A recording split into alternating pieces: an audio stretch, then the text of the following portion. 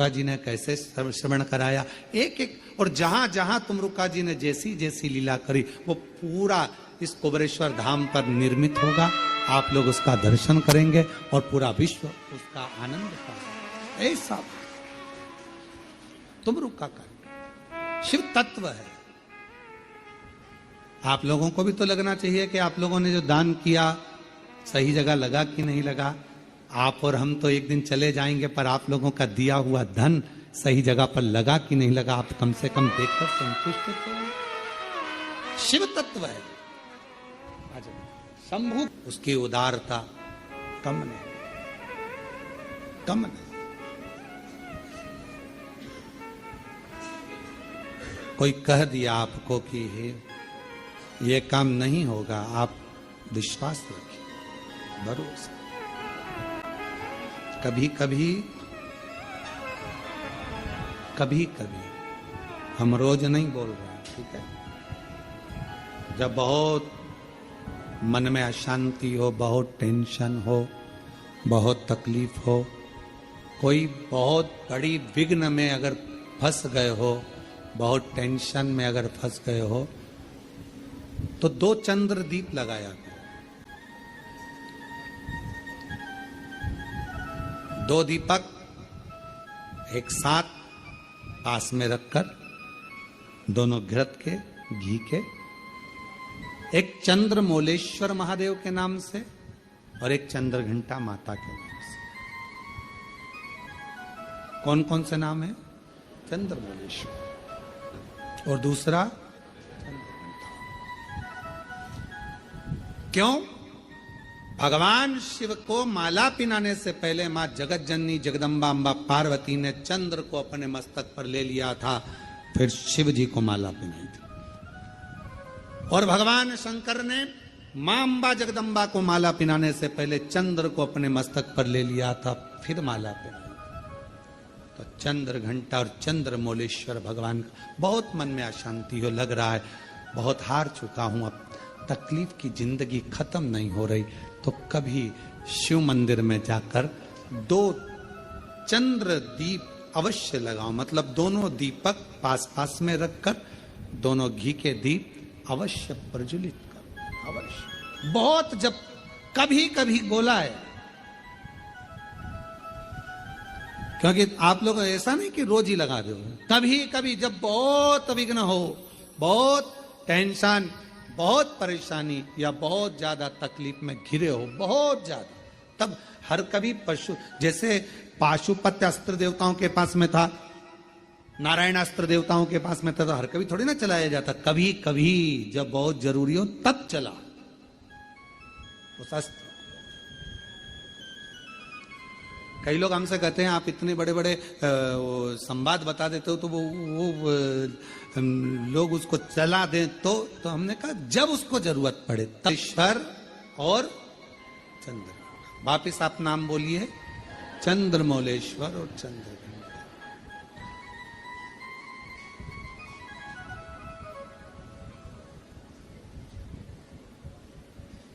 भगवान 2 दीप पास में घृत के, घी के, बाबा को लगाओ। चंद्र दीप मां अम्बा जगदम्बा को जैसे आपने स्वीकार किया, माता को जैसे आपने भय से मुक्त किया, जैसे संपूर्ण विश्व के कल्याण के लिए हे शंकर भगवान आपने मां अम्बा के मस्तक पर चंद्रमा रख दिया, और मां को स्वीकार करने के लिए फिर अपने मस्तक पर चंद्रमा ले लिया।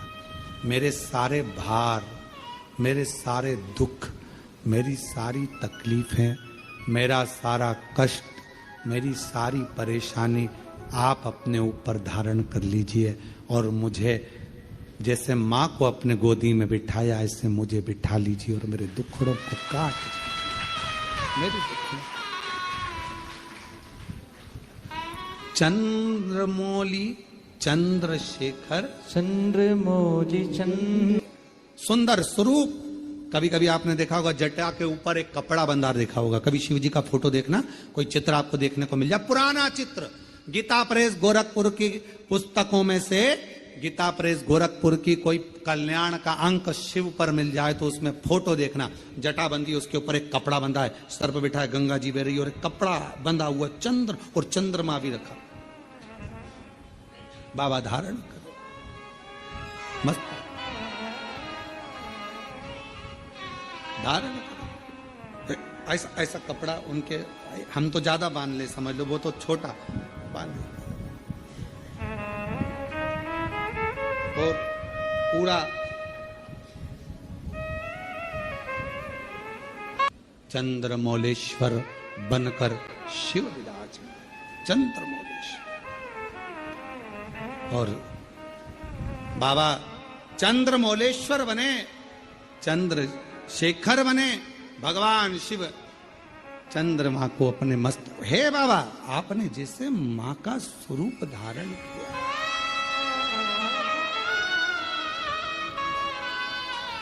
बांध लें, बांध बांध।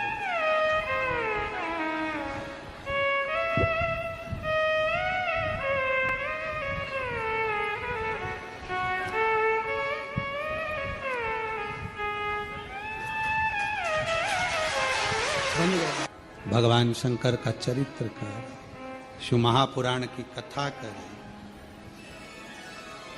जब बहुत विषम परिस्थिति हो, बहुत टेंशन हो, बहुत ज्यादा विघ्न पड़ा हुआ हो और कोई कार्य ना हो रहा हो, तब 2 दीप घृत के शिव मंदिर में बाबा से कहकर, बाबा मेरे सारे दुख, सारी तकलीफ, सारे कष्ट, सारा बीमारी, सारी परेशानियां, जैसे आपने चंद्रमा को धारण किया ऐसे आप इन सब को ले लीजिए।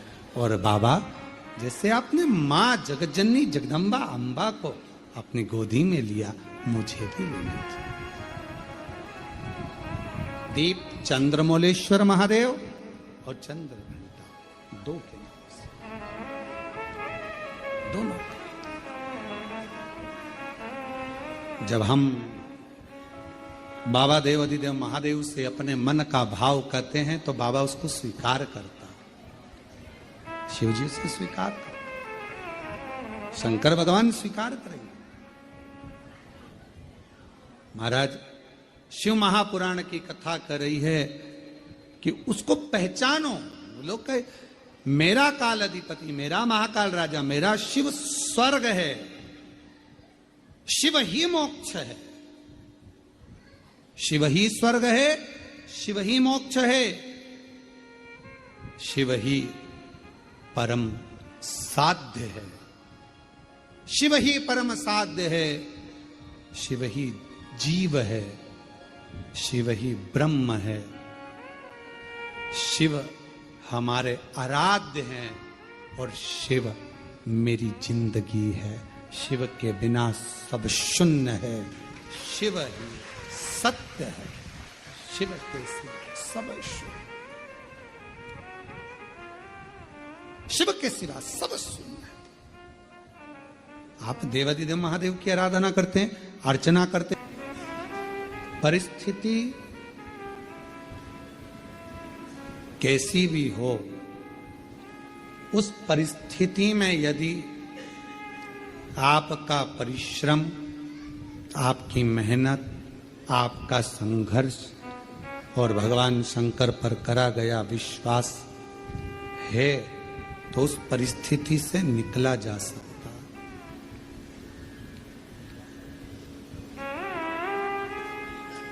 परिस्थितियों से लड़ने वाला ही एक दिन आगे हो पाता है, अपनी किस्मत को रोने वाला कभी आगे नहीं बढ़ पाता।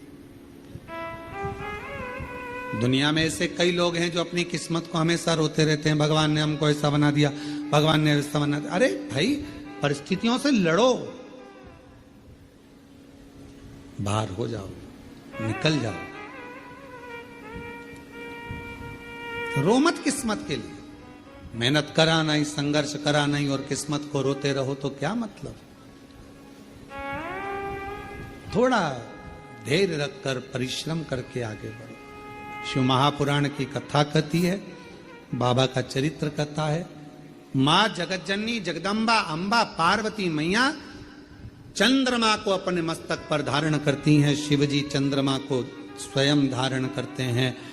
चंद्र घंटा माँ का ये प्रति स्वरूप, माता का ये नाम जीवन में एक शांति और आनंदता और धैर्य देता।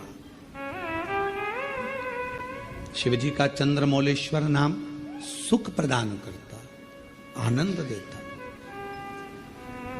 और चंद्रमौलेश्वर महादेव की, चंद्र घंटा माता की। ये सुख प्रदान करता है, आनंद प्रदान करता है, वैभव प्रदान करता है। आगे विदल और उत्पल दो असुर ऐसे हुए जिनको माता ने कुंदुक का प्रहार कर कर मारा, और शिव जी का नाम कुंदकेश्वर। कुंदकेश्वर। जब कोई दवाई, कोई औषधि, कोई गोली शरीर को नहीं लगती है, तब कुंदकेश्वर महादेव का नाम लेकर उसको खाना चाहिए। डॉक्टर को दिखाओ, डॉक्टर का इलाज करवाना जरूरी है। डॉक्टर का इलाज करवाते रहो, दवाइयां लेते रहो, खाते रहो, पर उसके साथ में अगर दवाई काम नहीं कर रही है तो भगवान शंकर का कुंदकेश्वर महादेव का नाम हमें बल प्रदान करता है, एनर्जी देता है, बल देता। शिव कथा करें, भगवान शंकर का संवाद करें। भगवान शिव का पवित्र चरित्र कह रहा है कि जीवन में अगर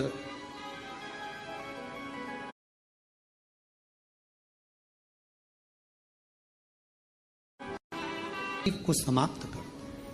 कौन से महादेव?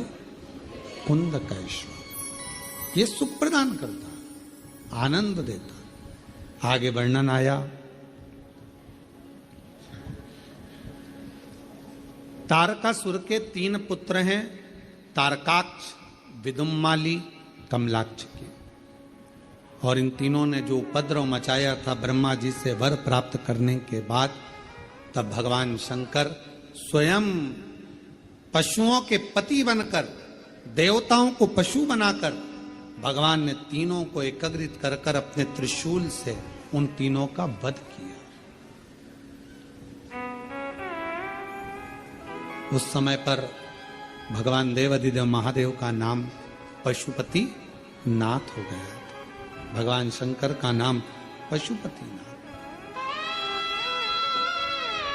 फिर निवेदन करें, एक पाशुपत्य अस्त्र है, एक पाशुपत्य योग है, और एक पाशुपत्य व्रत है।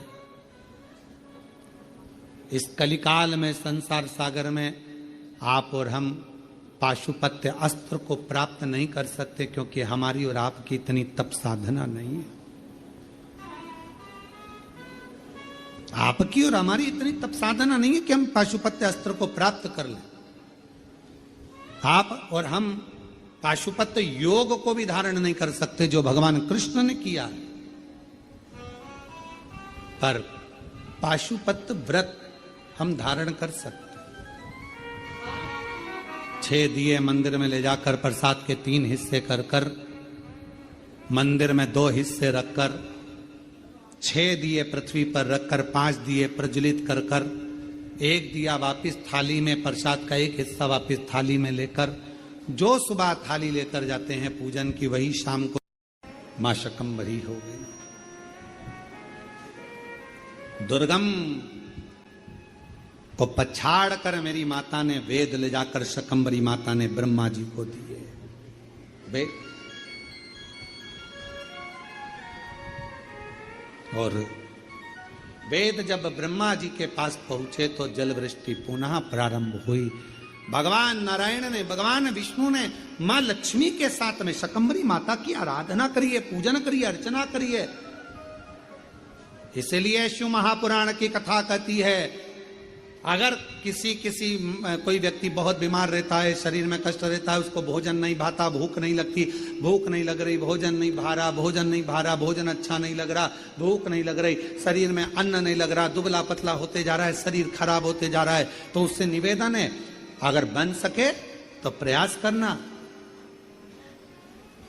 आप किसी भी देवी के मंदिर में जाकर, किसी भी देवी के मंदिर में जाकर एक दुर्वा, एक बेलपत्र माता के मंदिर में मां शकंभरी के नाम से रखना। उस दुर्वा को वापिस लाना, बेलपत्र को वापिस लाना। बेलपत्र सुबह के समय खाना और दुर्वा शाम के समय खाना। ये दो, एक बेलपत्र एक दुर्वा, लगभग 5 या 7 दिन तक लगातार आपने अगर कर लिया तो भूख भी लगेगी, भोजन भी भाएगा और स्वाद भी आएगा, आपको अच्छा लगेगा। शकंभरी माता का स्मरण कर कर जीव उदर पोषण कर लेता है, उदर भर लेता है। मां शकंभरी, मां शकंभरी। भगवान तारकासुर का संहार सो, जब जब कोई बवाल मचता है, जब जब कोई मंथन होता है तो कुछ ना कुछ निकलता है। समुद्र का मंथन हुआ, अमृत निकला। कुछ ना कुछ मंथन हुआ है तो कुछ ना कुछ निकला है। और पार्वती जी और शिव जी के संवाद में कुछ ना कुछ निकला है। भगवान कश्यप ऋषि प्रसन्न हो गए।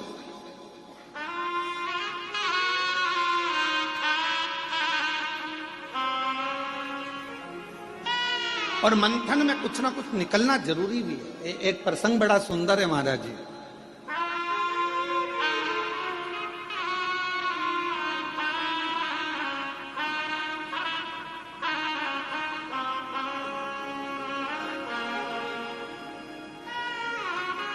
दो संतों का झगड़ा हो गया।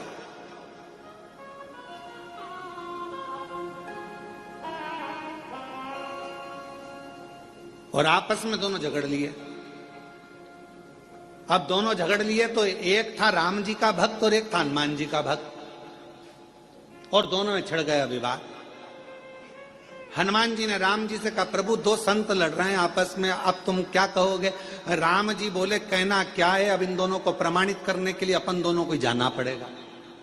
जब जब संत झगड़ते हैं, साधु झगड़ते हैं, सन्यासी झगड़ते हैं, तपस्वी झगड़ते हैं, आपस में जब कोई भगवत प्रेमी आपस में झगड़ते हैं तो उसका निर्णय करने के लिए स्वयं परमात्मा को बीच में आना पड़ता है और परमात्मा को निर्णय करना पड़ता है।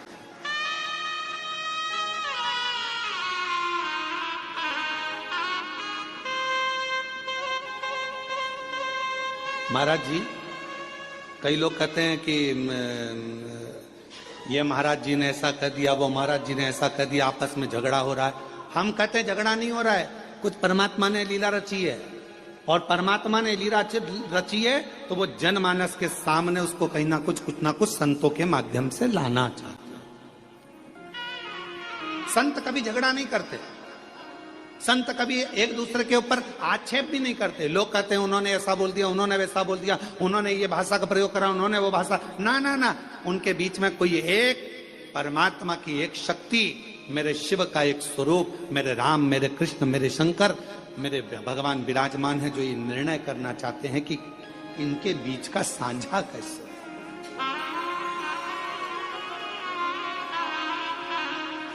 पार्वती जी बोली तुम गलत गिन रहे हो। शिव जी बोले तू गिन ले। फिर पार्वती जी ने गिनती लगाई, 1 2 3 4 5 6 7 8 9 10 11। शंकर भगवान से पार्वती जी बोली ये तो 11 है। शिव जी बोले देख मैं वापस गिनता हूं, 1 2 3 4 5 6 7 8 9 10 11 12। फिर पार्वती जी बोली तुमने फिर अपने आप को गिन लिया। शंकर भगवान बोले कश्यप ऋषि से पूछ ले कि कश्यप बाबा तुम ये 11 शिवलिंग बनाते हो कि 12 शिवलिंग बनाते हो? कश्यप बाबा से पूछा पार्वती जी ने कि कश्यप ऋषि तुम इतने बड़े ऋषि होकर